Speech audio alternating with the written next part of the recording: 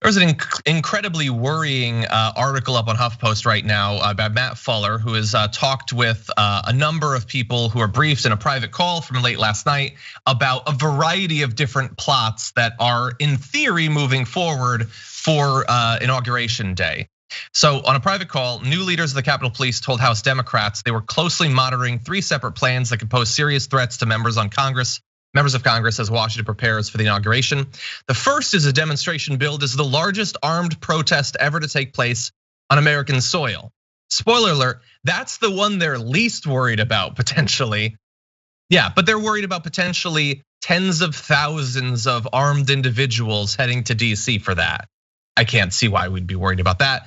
The second is a protest in honor of Ashley Babbitt, the woman killed while trying to climb into the speaker's lobby during Wednesday's pro-Trump siege of the Capitol. Look, if you want to feel bad that she and others were killed during this, I understand that.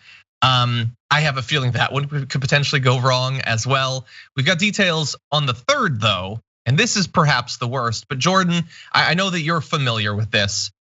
Is this like a sort of knee-jerk part of me wonders to what, like how good is the intelligence on this? Is this just sort of convenient to put out there? I don't know, but after the events of last Wednesday, I don't think that we can really write off any possibility. No, I think we should be prepared. DC is going into lockdown, I believe like tomorrow or in a few days. And it's going to be an extended lockdown. And on the ground, there's encouragements for people: do not lease your place for Airbnb, do not put it on VRBO, anything like that.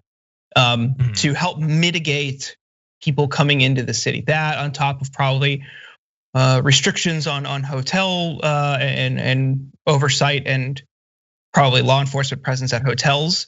You might see attrition on both ends on how people would come and go into the city. So there are steps in place now, which is sad. It's a sad state of affairs, and this is something the president, Republicans across the board, this is an environment they have solely created.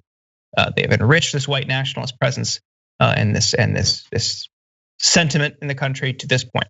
So that's concerning. The reports are horrifying. Look, as much as I might hate Republican politicians on the other side, I don't think we need to live in a country or should live in a country where people who are disgruntled just go up and shoot them. That's horrifying and a terrible way to live. It's chaotic.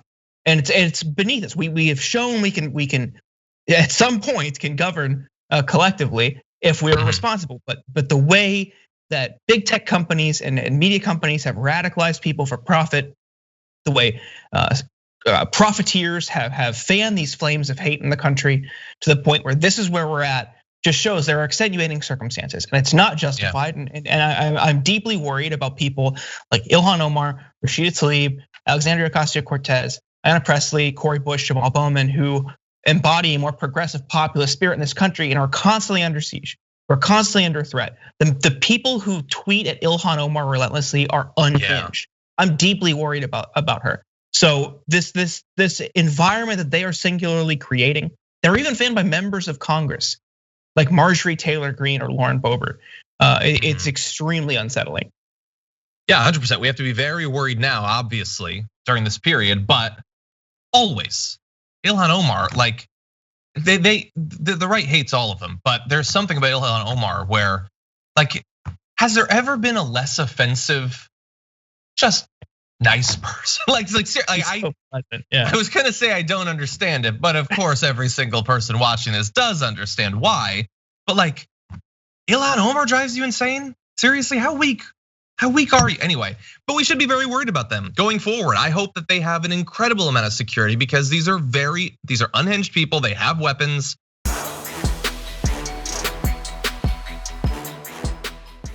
Check out the Damage Report podcast each day, wherever you get your podcasts, whether Pocket Casts or Stitcher or iTunes. You can join me as I give you the news and stories you want with a range of co-hosts and interview guests jumping in on the fun each day. Again, that's the Damage Report, wherever you get your podcasts. And if you get them at iTunes, don't forget to rate and review. Sometimes I'll read them live on the show.